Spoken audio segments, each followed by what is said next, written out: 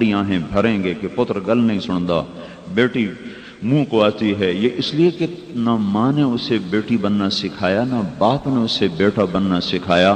ماں اور باپ کے سامنے تھا او لیول کر لے، اے لیول کر لے، انجینئر بن جائے، تاجر بن جائے، ڈاکٹر بن جائے اور میرا کاروبار سنبھال لے، تو اس رخ پر تو وہ چل گیا۔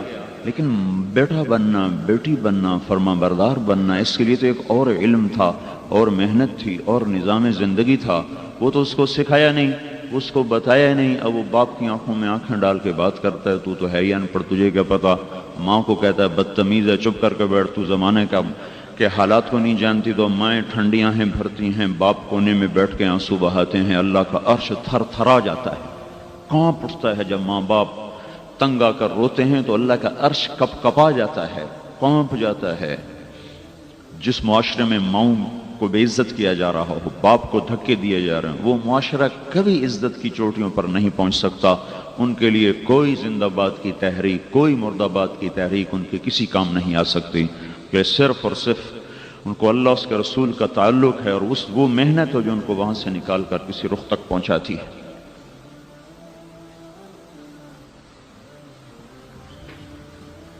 تو یہ ایک نظام چلا، اس پر محنت ہوئی، آج یہ حال ہوا کہ ہر طرف انگریزی اسکول، 4 سال کا بچہ ٹائی گلے میں ڈال کے اسکول جا رہا ہے، اور بچی ننگے سر فراق پہن کے آدھی پنڈلیاں ننگی کر کے جا رہی ہے، یہ کل کو سر پہ دوپٹہ کیسے رکھے؟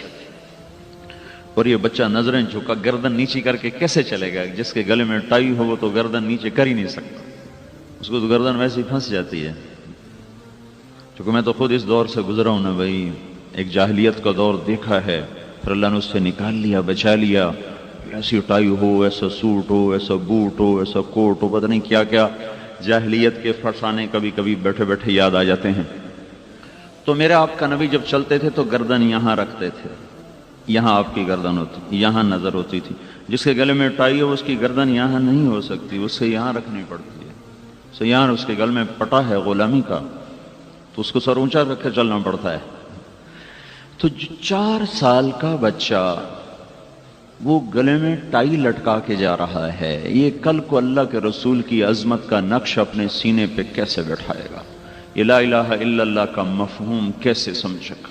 ہم نے تو اسے پہلے دن سے پیسے کی غلامی سکھائی، دولت کے پیچھے دوڑنا سکھایا، مال کی چمک سے متاثر کیا، پیسے کی کھنک کو حسین نغمہ اسے بتایا، تو انہی میں گم ہو کے چلتے چلتے چلتے زندگی کی شام ہو گئی۔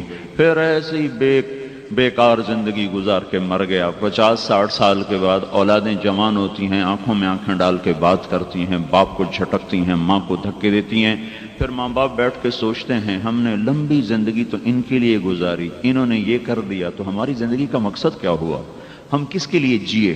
پہلے دن سے پتہ ہوتا کہ میں اللہ کے لیے جیا ہوں اور اللہ کے لیے مرتا ہوں، تو اطوار عادات اور ہوتی، وہ تو اولاد کے پیچھے بھاگے، پہلے اپنی شہوتوں کے پیچھے بھاگے، میں نے یہیں شادی کرنی، میں نے یہیں شادی کرنی، میں مر جاؤں گا۔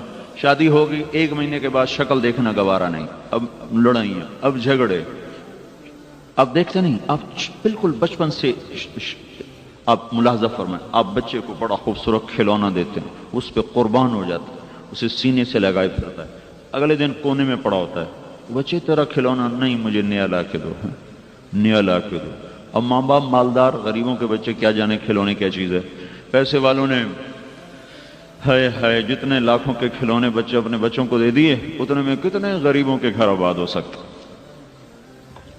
تو وہ اگلے دن نیا لا کے دیا، اس نے چوتھے دن وہ بھی اٹھا کے پھینک دیا۔ اتنی بچپن سے انسان کی طبیعت میں رنگ بدلنا ہے، رنگ بدلنا ہے۔ یہ کسی چیز کو پانے کے بعد پھر اس سے بے نیاز ہو جاتا ہے، مستغنی ہو جاتا ہے، اس کا شوق اس کے دل سے نکل جاتا ہے۔ تو پھر زندگی کی منزل کیا ٹھہری؟ کیا ٹھہری؟ کیا میری زندگی کی منزل کیا ہے؟ مجھے سعید انور نے کہا کہ میں یہ سمجھتا تھا کہ عزت، دولت اور شہرت یہ میری زندگی کا مقصد ہے، اور خوش قسمتی سے صرف 22 سال کی عمر میں مجھے عزت، دولت، شہرت تینوں چیزیں مل گئی۔ جب ابھی 22 سال کے لڑکے کو اپنے مستقبل کا نہیں پتا ہوتا، میرا مستقبل بن گیا، مجھے عزت ملی، 6 بر اعظم کی سکرین پہ نظر آنے لگا، مجھے شہرت ملی، دولت ہاتھ باندھ کے کھڑی ہو گئی۔ تو لیکن میں نے دیکھا کہ دل کی بے قراری، بے چینی ویسی کی ویسی، تو پھر مجھے خیال آیا کہ مقصد کے پانے کے بعد تو چین مل جاتا ہے، بھوکے کو روٹی ملے اس کو اطمینان ہو جاتا ہے، پیاسے کو پانی ملے اسے اطمینان ہو جاتا ہے۔ تو اگر میری زندگی کا مقصد عزت، دولت، شہرت ہے تو وہ مجھے حاصل ہو چکا ہے، پھر مجھے اطمینان کیوں نہیں، چین کیوں نہیں، سکون کیوں نہیں؟ کا یہ سوچ مجھے آہستہ آہستہ دین کی طرف لے کر آئی کہ نہیں یہ نہیں جس سے میں مقصد سمجھ رہا ہوں، یہ وہ نہیں ہے، یہ کوئی اور ہے۔ لیکن دنیا میں بڑی انسانیت ایسی ہے جو چل چل چل چل تھک مرتے ہیں، ادھر زندگی کی شام ہوتی ہے، ادھر ان کی آنکھ کھلتی ہے، پھر وہ کہتے ہیں او ہو ہم تو کسی اور جگہ آ گئے، اب واپس جانے کے لیے راستہ ہی کوئی نہیں، راستہ ہے تو وقت کوئی نہیں، اب تو آگے قبر کا گڑھ ہے، جو لوٹ آئیں تو کچھ کہنا نہیں۔ بس دیکھنا انہیں غور سے جنہیں منزلوں پہ خبر ہوئی کہ یہ راستہ کوئی اور تھا، چل چل چل عزت کی کو دیوی بنایا، پیسے کو اپنا معبود بنایا، شہرت کے پیچھے طواف کیے، اور جب زندگی میں یہ چیزیں حاصل ہوئیں تو پتہ چلا کہ یہ تو ایک دھوکہ ہے، فریب ہے، سراب ہے، یہ تو کچھ بھی نہیں ہے۔ تو ہم پر مغرب نے چھاپ لگائی بڑی طاقت کے ساتھ، ہمارے اندر سے اللہ اس کے رسول کا تعلق کھینچ کے باہر پھینک دیا، ہمیں کافر نہیں بنایا، ہمارا مزاج کافرانہ بنا دیا ہے۔ کافرانہ مزاج کا جو جی میں آئے کرو، اسلامی مزاج کیا ہے؟ جو اللہ کہے وہ کرو۔ کافرانہ مزاج کیا ہے؟ جو جی میں نہیں آتا مت کرو۔ اسلامی مزاج کیا ہے؟ جس سے اللہ روکے مت کرو۔ اپنی تو ذات ہے ہی نہیں، اللہ کہے گا تو کر دیں گے، روکے گا تو رک جائیں گے، چلائے گا تو چلیں گے، ہٹائے گا تو ہٹ جائیں گے۔ یہ اس نے ہمارے اندر سے یہ سوئچ آف کر دیا، یہ پلگ نکال دیا۔ تو اب نام کے مسلمان اور زندگی آوارہ، کوئی منزل کوئی نہیں، کوئی سامنے ٹارگٹ کوئی نہیں، کہاں پہنچنا چاہتے ہو، کہاں جانا چاہتے ہو؟ تو یہ میرے بھائیو بہنوں پیچھے ایک محنت ہوئی ہے جس نے ہمیں بنیادوں سے ہٹا کر بے بنیاد کر دیا ہے۔ تو اللہ ایک بنیاد دیتا ہے زندگی کی۔ یونان کا فلسفہ یہ ہے کہ یہ زندگی کا کوئی مقصد کوئی نہیں، یہ فلسفہ یونان ہے، ارسطو، سقراط، بقراط، اور اس زندگی کی نہ کوئی ابتدا ہے نہ کوئی انتہا ہے، یہ کائنات شروع سے تھی، ہمیشہ رہے گی، لہذا جو مزے کرنے کر لو، کچھ نہیں۔ یہ ایک فلسفہ بہت عرصہ چلا، یہ 18ویں صدی میں دم توڑ گیا کہ نہیں، بڑے طاقتور شواہد اس بات کی طرف اشارہ کرتے چلے گئے کہ اس کی ابتدا ہے، یہ شروع سے نہیں ہے، ابتدا ہے، اس کی کوئی نہ کوئی ابتدا ہے۔ ڈارون تھیوری آئی کہ اتفاقی ابتدا ہے، 1809 میں یہ آدمی پیدا ہوا ہے اور 1883 میں یہ فوت ہوا ہے۔ اس کی ابتدا اتفاقاً ہو گئی، نہ اس کے پیچھے کوئی منظم، نہ مدبر، نہ کوئی خالق، نہ کوئی مالک، اور زندگی اتفاقیہ طور پہ ختم ہو جاتی ہے۔ لہذا جو مرضی کرو، جو مرضی کرو، لانا تو اس پہ ہے، جو مرضی کرو، مائنڈ یور اون بزنس ہے، بیڑا غرق ہو تمہارا۔ کوئی ہم آزاد ہیں؟ ہم پر تو پابندیاں ہیں زبردست۔ پھر 1792 میں لندن میں ایک عورت تھی، میری والسٹون کرافٹ، اس نے ایک کتاب لکھی، عورتوں کو آزادی دو، عورتیں بڑی مجبور ہیں، ان پر بڑی پابندیاں ہیں، انہیں آزاد کیا جائے، ان کو مردوں کے شانہ بشانہ کام کرنا چاہیے، دونوں کمائیں، مرد بھی کمائے، عورت بھی کمائے۔ دیکھنے میں یہ الفاظ بڑے خوبصورت تھے، لیکن اس کی بڑی خوفناک قیمت ادا کرنا پڑی ہے مغرب کی عورت کو۔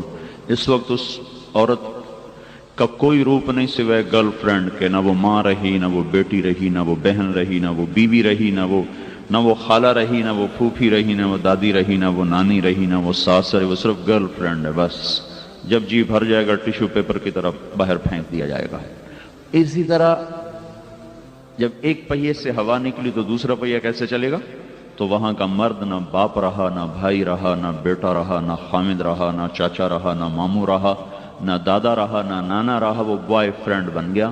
جب جی بھر جائے گا اس کو کک مار کے باہر نکال دیا جائے گا، کسی اور کو لایا جائے گا۔ یہ کربناک زندگی ہے جس کا ایک ایک لمحہ ہزاروں برس کے برابر ہو کے وہاں گزر رہا ہے، لیکن انہوں نے اس کو چھپایا ہے ناچ کے ساتھ، گانے کے ساتھ، شراب کے ساتھ، زنا کے ساتھ اور ہلہ گلہ کے ساتھ۔ یہ ہماری نسل بھی ادھر ہی سرک رہی ہے، وہ ننگے ہوئے ہیں، ہمیں ننگا کرنا چاہتے ہیں، لباس مختصر ہو رہے ہیں، اور دامن اونچے ہوتے جا رہے ہیں اور کرتے تنگ ہوتے جا رہے ہیں، شلواریں تنگ ہوتی جا رہی ہیں، وہ سکرٹ پر لانا چاہتے ہیں، وہ سکرٹ پہ لانا پتلون پہ تو لے آئے، پتلونیں پہننا تو شروع ہو گئیں، اب وہ سکرٹ پہ لانا چاہتے ہیں، ننگا کرنا چاہتے ہیں۔ ہاں ہاں، پر نقار خانے میں طوطی کی کون سنتا، یہی کہیں گے یہ ملا پرانے خیال کے۔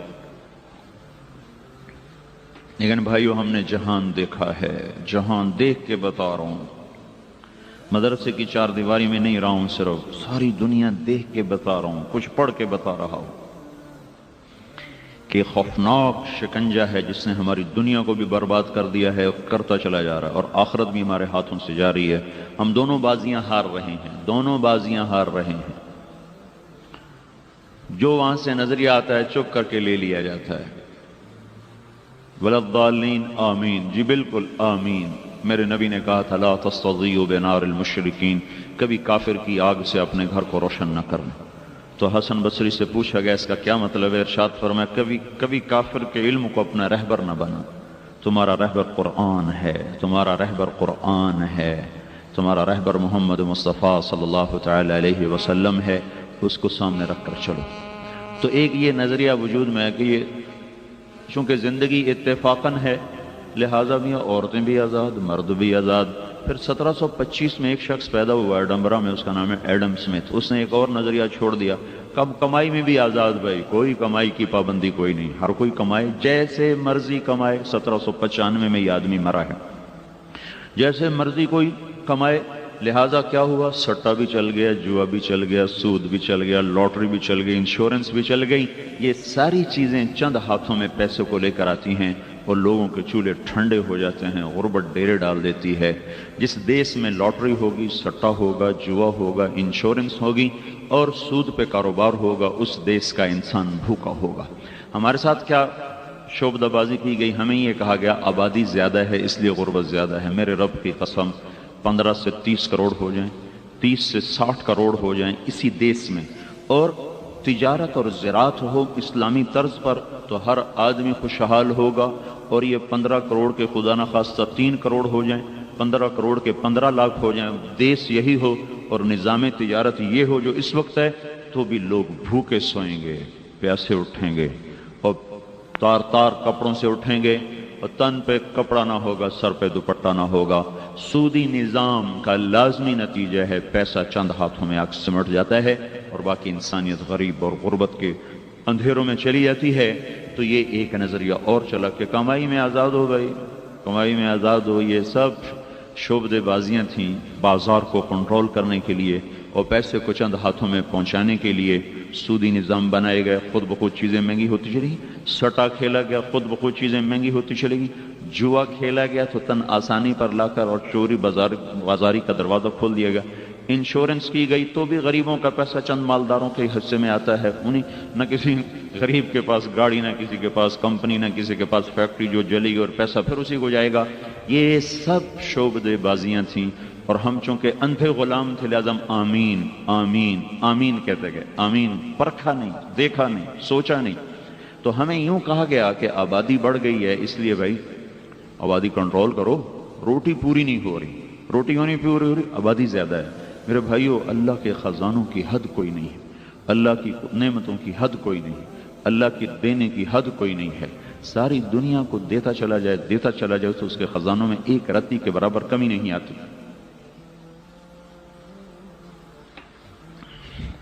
اس سے مسئلہ نہیں جڑا ہوا کہ آبادی زیادہ ہے۔ 1799 میں ایک شخص انگلینڈ میں پیدا ہوا، مالتھوس، اس نے یہ نظریہ پیش کیا کہ آبادی زیادہ ہو رہی ہے لہذا کنٹرول کرو۔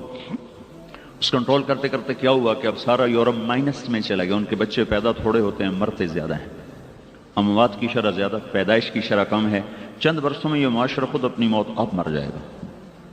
اور وہ انعام رکھتے ہیں، ہم جرمنی میں گئے تو ایک لڑکی حاملہ ہو جائے تو 600 مارک اس کا وظیفہ تھا، پھر وہ بچہ جنے تو وہ دگنا ہو جاتا تھا، پھر جب تک وہ بچے کی زچگی میں ہے تو اس کو وظیفہ ملتا ہے، اور پھر جتنے بچے زیادہ ہوں گے اتنا زیادہ وظیفہ ملے گا۔ اس کے باوجود وہاں کی عورت تیار نہیں ہے بچے کے لیے، چونکہ خامد کوئی نہیں ہے، تو ماں کوئی نہیں ہے۔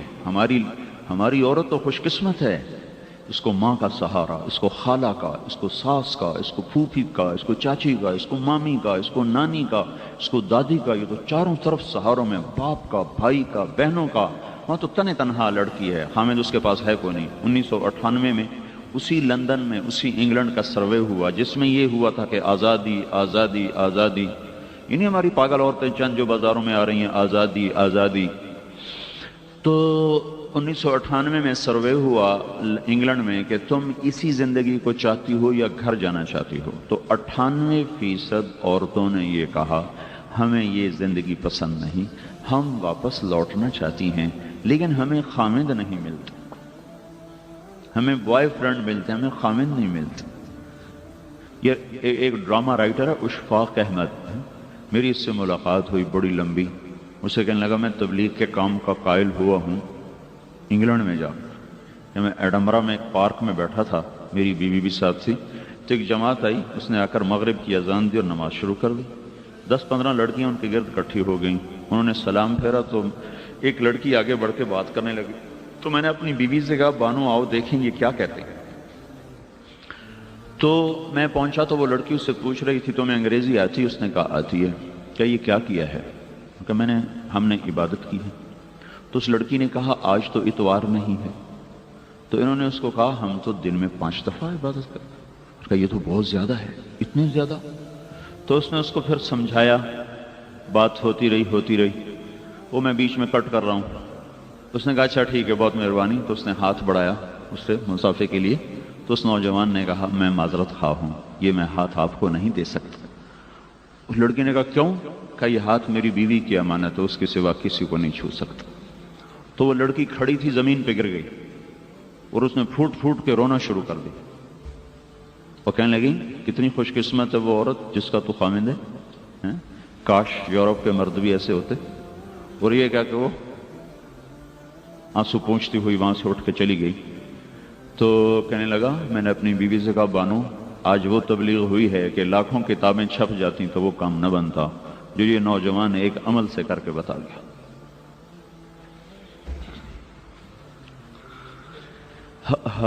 ہم خود تراشتے ہیں منازل کے سنگ میل، ہم وہ نہیں ہیں جن کو زمانہ بنا گیا، پر ہم خود ہی سو گئے. بھائی کیا کریں؟ جو یورپ کی کالی رات سے پیغام آیا اسی کو ہم نے مشرق کی صبح سمجھ کے قبول کر لیا. مغرب میں تو سورج بھی جا کر ڈوب جاتا ہے اور اعلان کرتا ہے مغرب میں نہ آنا، یہاں اندھیروں کے سوا کچھ نہیں ملتا. روشنیاں چاہتے ہو تو مشرق کی طرف لوٹو جہاں سے سورج نکلتا ہے. روشنیوں نے کبھی مغرب کو جگہ نہیں دی، روشنیوں نے ہمیشہ مشرق کے دامن میں پناہ لی ہے. اندھیرے ہیں مغرب کا مقدر، جو نسل ادھر جائے گی ہلاک و برباد ہو کے رہ جائے گی. تو یہ ایک میں نے آپ کو تھوڑا سا خاکہ بتایا ہے کہ ہم کس طرح ٹریک سے کیسے اتارے گئے، پٹڑی سے کیسے اتر گئے.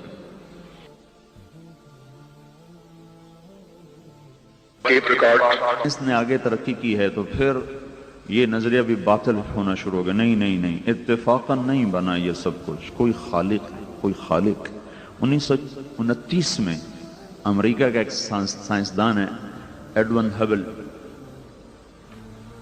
اس نے سب سے پہلے یہ دریافت کیا کہ کائنات ایک منظم طریقے سے پھیل رہی ہے، حرکت میں پھیل رہی ہے. یہ پھیلنا بڑے منظم طریقے سے ہے. تو 1948 میں پھر تحقیقات مزید ہوئی تو پتہ چلا کہ یہ کائنات ایک وقت میں سمٹی ہوئی تھی اور ایک دھماکہ ہوا، اس سے یہ پھیلنا شروع ہوئی. اب یہ پھیلنا جو دہریے تھے وہ کہنے لگے یہ اتفاقاً ہو گیا. اس پر آسٹریلیا کے ایک سائنسدان نے اپنی تحقیقات کو پیش کیا، پال ڈیوس.